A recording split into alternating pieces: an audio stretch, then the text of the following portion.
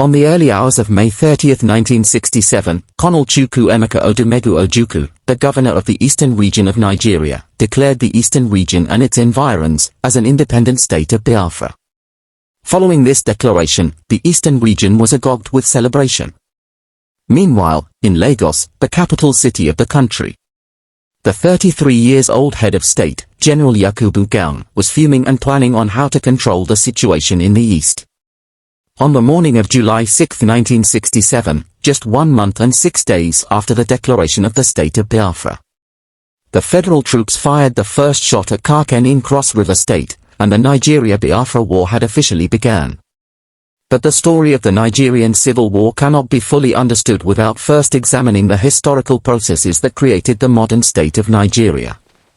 The brutal war, fought between 1967 and 1970, was not simply a military conflict, but the culmination of deep political, ethnic, economic, and colonial tensions that had developed over many decades even before the country's independence. Its roots stretch back to the colonial era, when British administrators created a single political entity from diverse societies that had previously developed independently. Before European colonization, the area that would later become Nigeria was home to a wide range of political systems and cultures.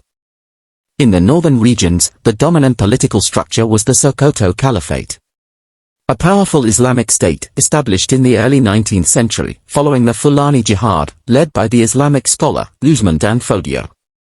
This jihad transformed the political landscape of northern Nigeria by overthrowing several Hausa kingdoms, and replacing them with an Islamic caliphate governed through emirs, who owed allegiance to the Sultan of Sokoto. The caliphate became one of the largest and most influential states in West Africa and developed a sophisticated administrative and legal system based on Islamic law.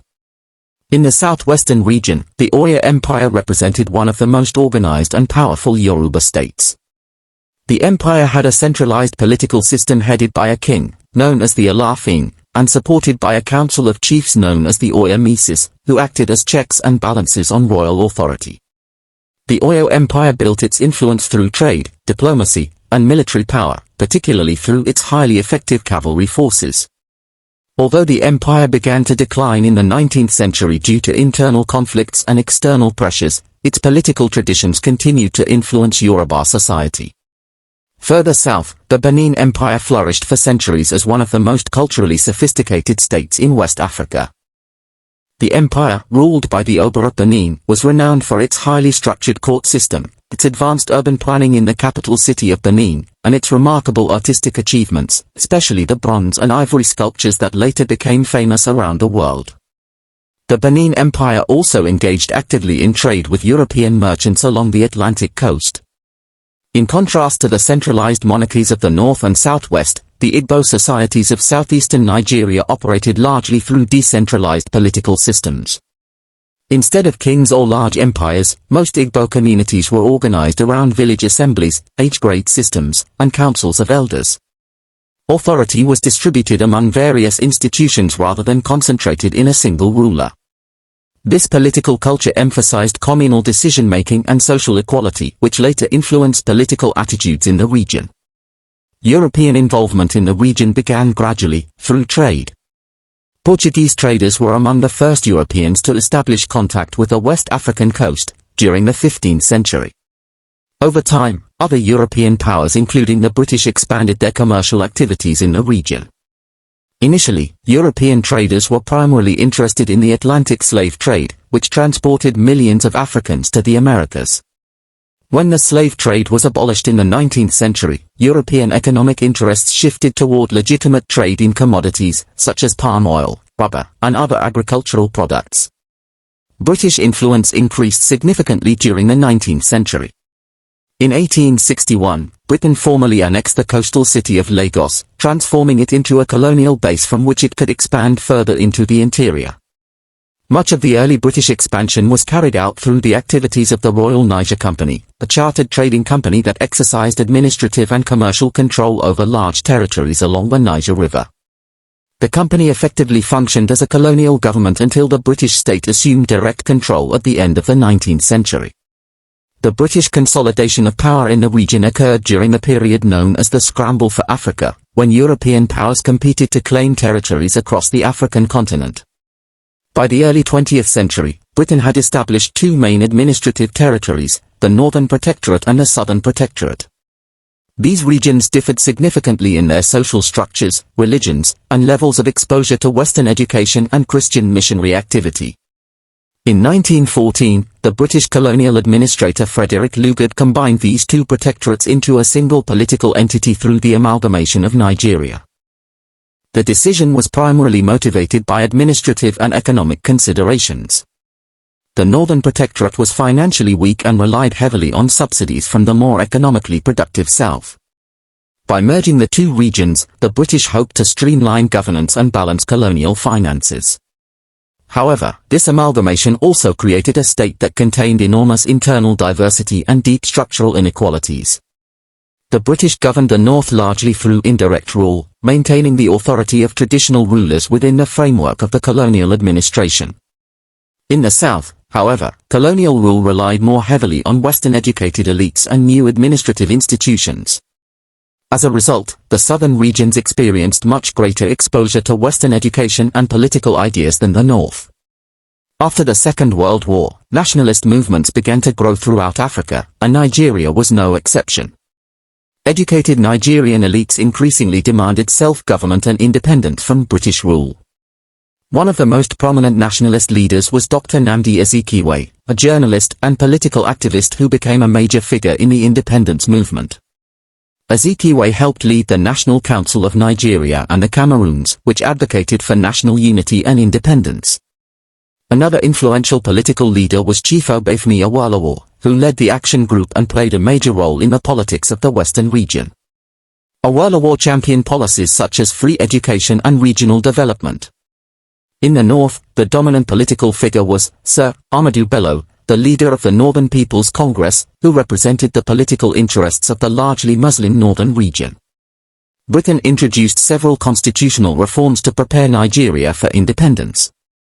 These reforms gradually expanded Nigerian participation in government and created a federal system that divided the country into three main regions: the Northern region, the Western region, and the Eastern region.